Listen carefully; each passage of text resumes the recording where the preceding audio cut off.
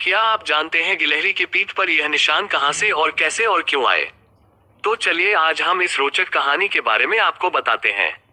जब श्री राम जी लंका पर विजय प्राप्त करने के लिए अपनी सेना के साथ आगे बढ़ रहे थे, तो रास्ते में एक समुद्र पड़ा। तो समुद्र को पार करने के लिए वानरों ने बड़े बड़े पत्थर उठाने शुरू कर दिया और समुद्र में डालना शुरू किया। श्री राम दूर से बैठकर यह सब देख रहे थे।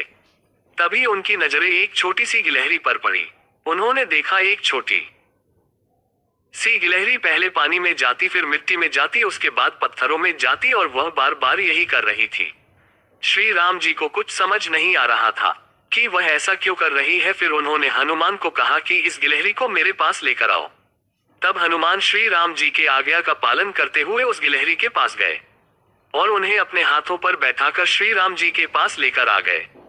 श्री राम जी ने गिलहरी से पूछा कि यह तुम बार बार क्या कर रही हो? मेरी तो कुछ समझ में नहीं आ रहा है।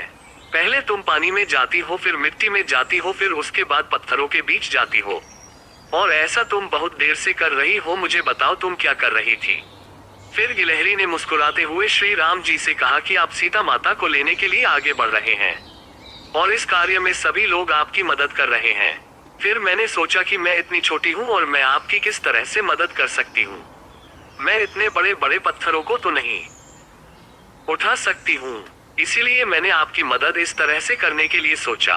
मैंने देखा कि बहुत बड़े बड़े पत्थर समुद्रों में रखे जा रहे हैं, लेकिन उन पत्थरों के बीच में मैंने थोड़ी थोड़ी जगह खाली देखी है, और जब आप वानरों सेना के साथ आगे बढ़ेंगे तो वह पत्थर आपके पैरों में चुभेंगे और हो सकता है कि आपका उसमें पैर भी फंसे। इसलिए मैं बार बार पानी में जा रही हूँ, फिर मिट्टी को ले रही हूँ और फिर जाकर उन छोटे छोटे खाली जगह में डाल रही हूँ ताकि आपके पैरों में कोई कंकड़ ना चुभे और ना उस खाली जगह की वजह से आपके पैर फंसे।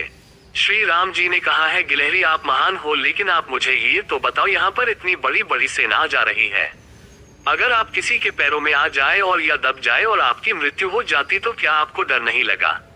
तो गिलहरी ने बोला श्री राम जी यदि अगर ऐसा हो भी जाता और इस तरह ये काम करते हुए अगर मेरी मृत्यु भी हो गई तो मैं ये समझूंगी कि नारी जाति की सहायता करने के लिए सबसे पहले योगदान मेरा ही था। फिर श्री राम जी ने भावुक होकर गिलहरी के पीठ पर हाथ फेरा। तो पौराणिक कथाओं में ये कहा जाता है कि गिलहरी का ये निशान श्री राम जी के उंगलियों के फेरने से ही गिलहरी को प्राप्त हुए।